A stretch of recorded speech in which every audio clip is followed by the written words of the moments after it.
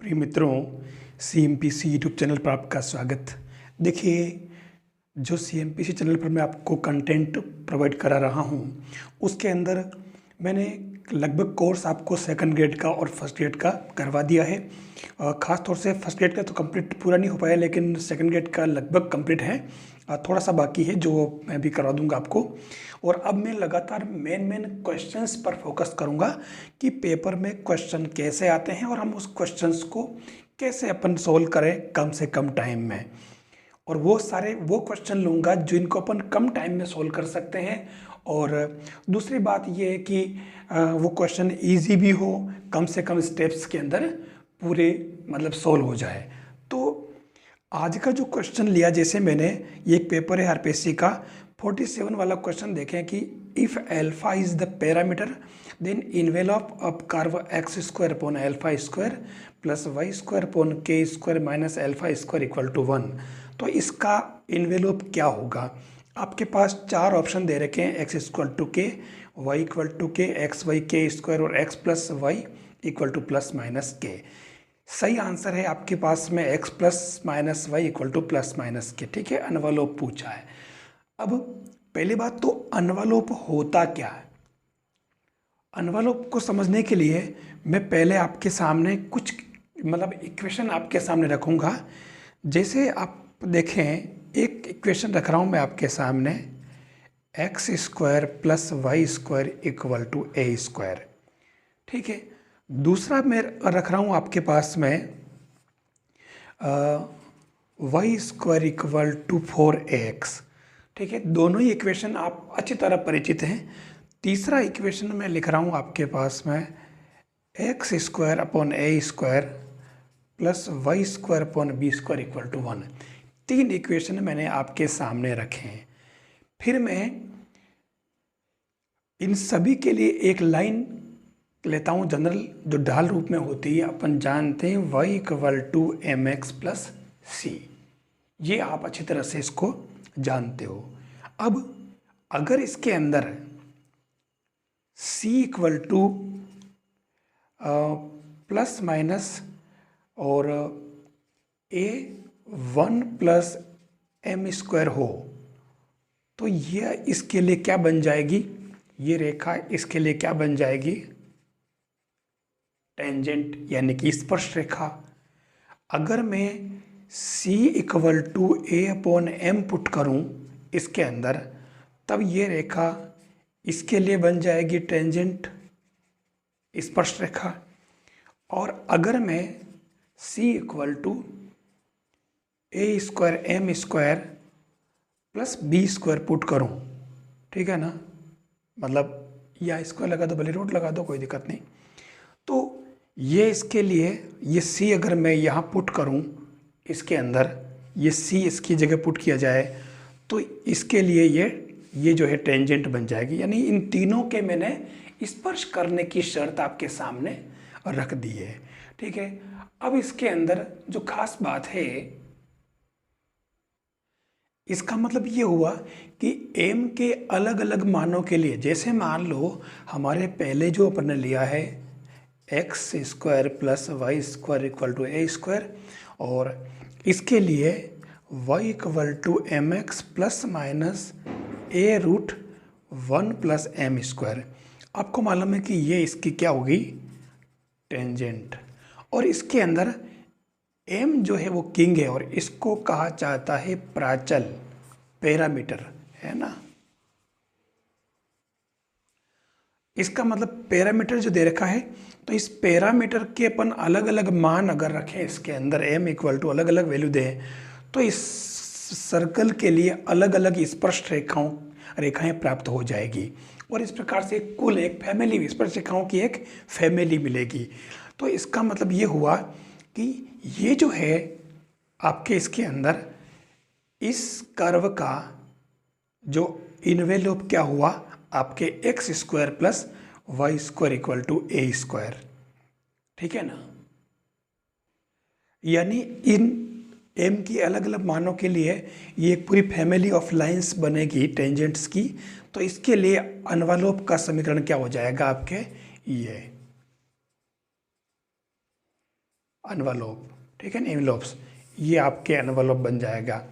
ऐसे ही यहाँ अगर सी की जगह में ये रख दूँ अगर, तो y equal to m x plus minus a square m square b square का रूट, ये सरल रेखाओं का एक कुल है जिसमें m आपके पैरामीटर है और इसके अलग अलग अगर मान रखे जाएं तो स्पर्श रेखाओं का, दीर्घवृत्त की स्पर्श रेखाओं का एक कुल प्राप्त होगा। और इसलिए ये जो सरल रेखाओं का कुल है, इसके लिए एनवलप क्या हो गया, दीर्घवृत्त का समीकरण। ये आया समझ में। और अगर इसी के अंदर में y equal to m x plus c की जगह में ए अपॉन एम पुट करूं, तो ये जो सरल रेखाओं का जो मतलब इस एक कुल बनेगा m के अलग अलग मान के लिए, तो इसके लिए एनवलप हो जाएगा Y square equal to 4ax। तो ये आपके एक तरीका बता दिया कि एनवलप होता क्या है, ठीक है।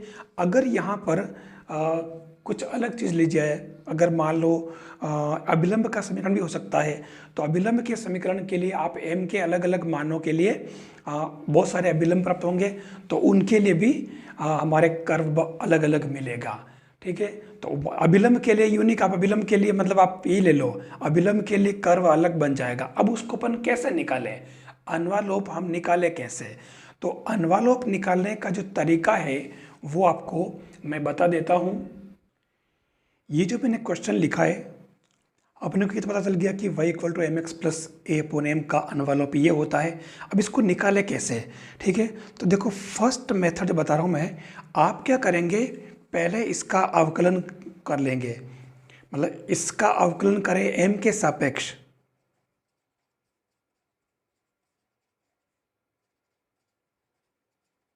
ठीक है। तो पहले मैं इसको सेट कर लेता हूँ, ये क्या बनेगा, m y equal to m square x plus a. अब मैं इसका अवकलन कर रहा हूँ किसके सापेक्ष, m के सापेक्ष, तो ये y इक्वल टू 2mx, ठीक है। अब आपको इससे और इससे m का विलोपन कर देना है, ठीक है। तो आप देखो कि इससे आपके m इक्वल टू क्या आ रहा है, y अपॉन 2x, और mx की जगह आ रहा y अपॉन 2। तो अपन इसके अंदर पुट कर लेते हैं y इक्वल टू m की जगह, तो ये हो जाएगा y equal to m x plus a upon m, और ये y और mx का मतलब तो हो जाएगा y अपॉन 2, और a अपॉन m की जगह y अपॉन 2x।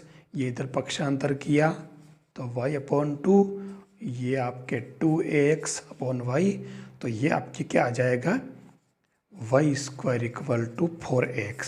ये देख लीजिए, यानी जो कर्व दे रखा है आपको, उसको जो प्राचल इसमें, इसीलिए देखो इस क्वेश्चन के अंदर इसने हाईलाइट किया है, एनवलप से पहले इसने क्लिक कर दिया कि अल्फा प्राचल है तो आपको इसका एनवलप निकालना है, ठीक है। तो उस केस में अपन ये किया कि m इसके अंदर प्राचल हो गया, इसका m के सापेक्ष अवकलन किया, और इससे और अवकलन करने के बाद जो इक्वेशन आया, इन दोनों से m का विलोपन किया, तो हमारे ये परवलय का समीकरण आ गया। ये आपके क्या है, एनवलप का समीकरण, ठीक है। अब मैं इसी चीज को एक चीज और बता रहा हूं, वो कैसे करेंगे देखना, एक तरीका और है इसका। पहले आप इस बुक के अंदर देख ले कि वक्र कुल a alpha square plus b alpha plus c बराबर 0 का envelope B square minus 4ac बराबर 0 होता है। ये लाइन आपके लिए बहुत इंपॉर्टेंट है, ध्यान रखना।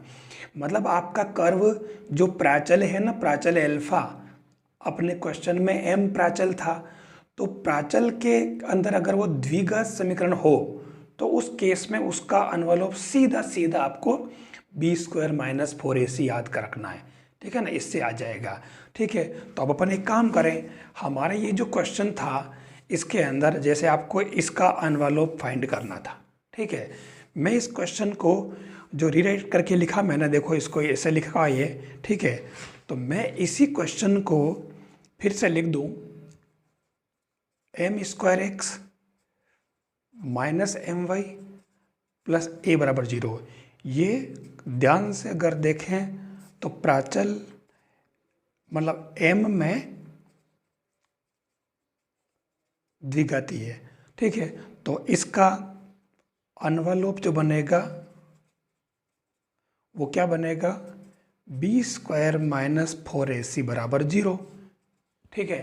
तो अब आप देख लें, बी स्क्वायर यानी कि ये m का गुणांक माइनस वाई स्क्वायर माइनस 4 और जो a हमारे पास क्या है x, ठीक है, और c क्या है a बराबर 0। ये लीजिए Y square equal to 4ax। ये दोनों ही मेथड आपको अच्छी तरह से अनवलोप ज्ञात करने में ध्यान रखने हैं, है ना, इजी बिल्कुल। तो अब मैं आपको आपका जो मेन क्वेश्चन है इस पर लाता हूं, अनवलोप का। मैंने इस क्वेश्चन को, इसका अनवलोप निकालना है, ये आपके दे रखा है। तो मैंने इसको क्या किया, एल्फा प्राचल है तो मैंने इसको एक बार रिलेट करके alpha 4 minus x square minus y square plus k square alpha square plus k square x square equal to 0। अगर ध्यान से देखें तो ये आपके एल्फा स्क्वायर में द्विघाती है, ठीक है। तो उस केस में हमारा जो अनवलोप बनेगा वो बी स्क्वायर माइनस 4ac बराबर 0 या B square equal to 4ac लग जाएगा। तो मैं इसके अंदर x square minus y square plus k square और इसका whole square equal to 4ac, ठीक है। ए तो आपके 1 है और c आपके क्या है, के स्क्वायर एक्स स्क्वायर, ठीक है। अगर आप ध्यान से देखें तो अब यहाँ पर भी थोड़ी समझदारी रखनी पड़ेगी अपने को कि दोनों तरफ आराम से अगर वर्गमूल करें तो कर सकते हैं अपन, होल स्क्वायर खोलोगे तो बहुत लंबा हो जाएगा। तो x square minus y square plus k square equal to plus minus क्या हो जाएगा आपके, ये 2k है ना, क्या बन गया इसके अंदर, ये 2kx।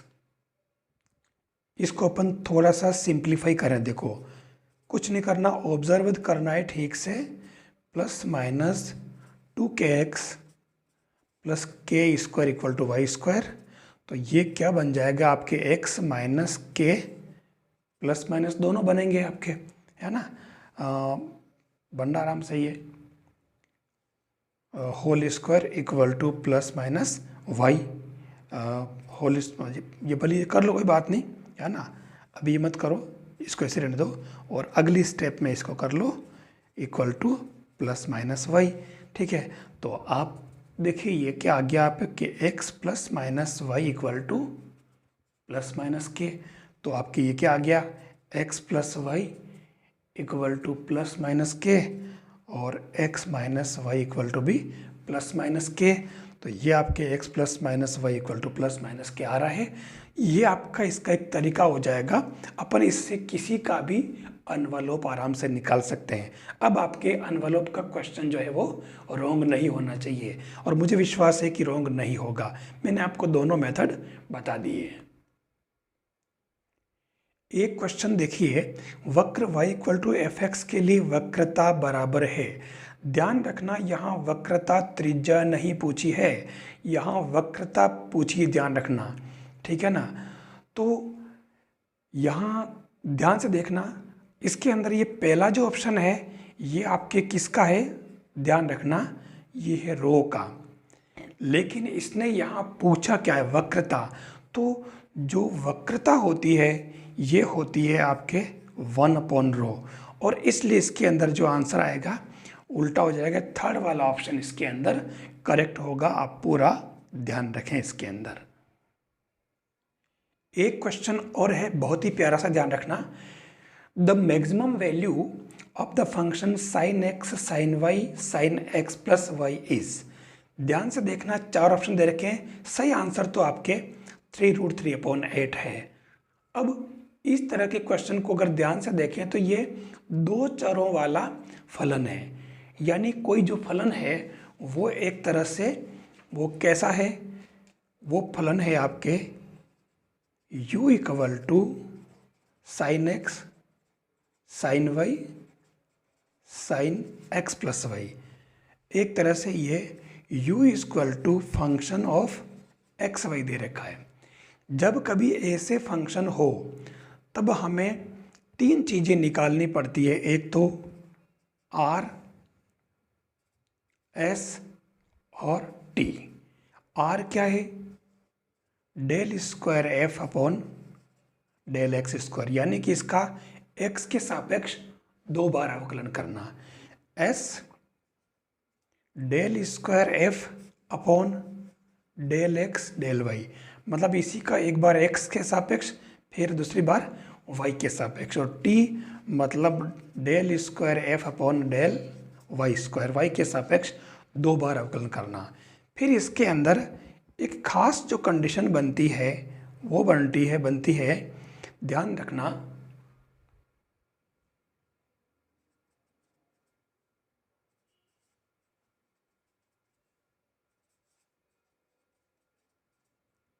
ये तीन कंडीशन खास तौर से अपने को इसके अंदर याद रखनी होगी। और इसके अंदर खास बात क्या है? ग्रेटर देन जीरो और लेस देन जीरो। अभी इससे हमारा काम पूरा नहीं हुआ है। ये तीन कंडीशन हमें ध्यान रखनी होगी। पहला r t minus s square greater than zero, r less than zero होगा तो मैक्सिमम होगी इसकी वैल्यू, अपना जो फलन दे रखा है इस फलन की वैल्यू।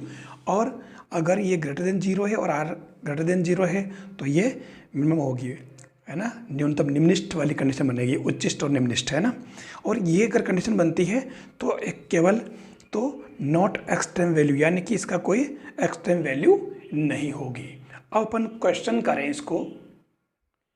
ये मैंने जो फंक्शन था हमारा मेन, ये वाला क्वेश्चन जो अपने बुक में है, उच्चिष्ट मान पूछा इसने, तो मैंने यहाँ del u upon del x निकाला और del u upon del y निकाला और इन दोनों को जीरो किया, जो अपना सिस्टम अपन जानते हैं। तो इससे हमारे पास में एक कोऑर्डिनेट तो आएगा 0 0 और दूसरा अपन जैसे कोई ए ले लें तो इनको सोल्व करने पर आपके पाई बाई थ्री आ जाएगा।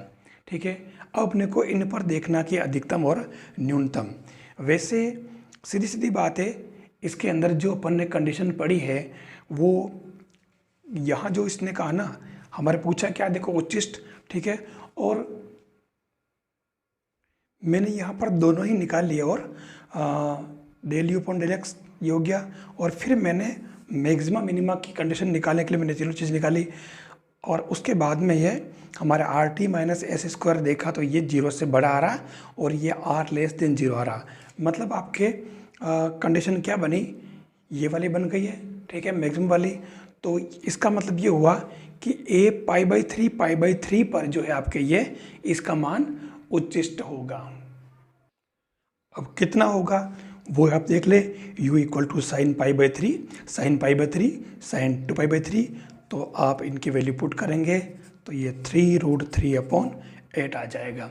मतलब इसका प्रोसेस आप देख लें। और ये देखो थोड़ा भले लंबा जरूर लग रहा है लेकिन ये प्रोसेस फिक्स है इसका, तो निकालने में ज़्यादा देर नहीं लगेगी। तो आपको दो चरों वाले फलनों का आप उच्चिष्ट और निम्निष्ठ मान कैसे निकालेंगे ये मैंने आपको बता दिया। अब इसके अंदर कुछ क्वेश्चन और हैं, यानी इस तरह के जो 3-4 क्वेश्चन बनते हैं तो उनको आपको थोड़ा ठीक से स्टडी करना है। और वो क्वेश्चन कौन से हैं जो मैं आपको बता रहा हूँ जिनको आपको करना है। देखिए, एक तो हो गया आपके ये उन बिंदुओं को ज्ञात कीजिए जहाँ फलन x³ + y³ - 3axy का मान उच्चतम या न्यूनतम है। तो ये फॉलियम है और आपको इसी तरीके से जो प्रोसेस बताया था मैंने आपको, सेम उसी प्रोसेस से आपको उच्चतम न्यूनतम के लिए केवल बिंदु पूछे इसने, है ना, ध्यान रखना। तो केवल बिंदु निकालना है, इसके अंदर कोई विशेष बात नहीं है, आपको उच्चिष्ट निम्निष्ठ मान नहीं पूछा है। लेकिन दूसरा जो क्वेश्चन है, देखिए जो क्वेश्चन आपको करने हैं, निम्न फलन के उच्चिष्ट और निम्निष्ठ मान ज्ञात कीजिए, u equal to xy + a² x + b² y। बहुत ही इंपॉर्टेंट क्वेश्चन है। देखिए, del u upon del x निकाला, del u upon del y निकाला, दोनों को सोल्व किया और इससे इसने बिंदु निकाल लिया आपके x = y = a। मतलब आपका बिंदु क्या आया, a। ठीक है, और इस पर इसका मान उच्चतम निष्ठ होगा। फिर इसमें अपन ये are t minus s square अगर निकालें तो ये धनात्मक आ रहा, और ये आपके पास 2 है, धनात्मक है, तो पक्की बात ये ए पर ये न्यूनतम होगा, जो हमारा are t minus s square वाली कंडीशन, ये फर्स्ट कंडीशन इसके अंदर अप्लाई हो रही है। और इससे अपन ने देख लिया कि बिंदु ए पर न्यूनतम है, तो फलन के अंदर आप ये ए रख लें ताकि 3a स्क्वायर इसका आंसर आ जाएगा। इसमें आप एक्स वाई की जगह सब जगह आप क्या रखेंगे, ए पुट कर देना, तो ये इसका आंसर आपके 3a स्क्वायर आ जाएगा। ठीक है, ये वाला क्वेश्चन मैंने भी आपको कर ही दिया है। ठीक है, फिर इसके अंदर एक क्वेश्चन और है, मैं आपको बताना चाहूँगा जो आपको करना ज़रूरी है। ये दोनों क्वेश्चन है, एक तो ये एक्स क्यूब वाई स्क्वायर, ध्यान देना 1 माइनस एक्स माइनस वाई, और एक ये एक्स वाई ए माइनस एक्स माइनस वाई।